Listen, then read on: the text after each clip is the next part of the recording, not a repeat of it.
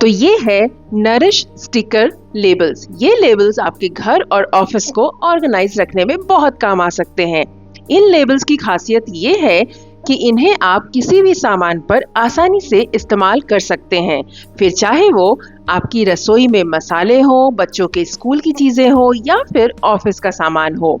इसके अलावा ये लेबल्स आपके सामान को सजावटी और आकर्षक भी बनाते हैं।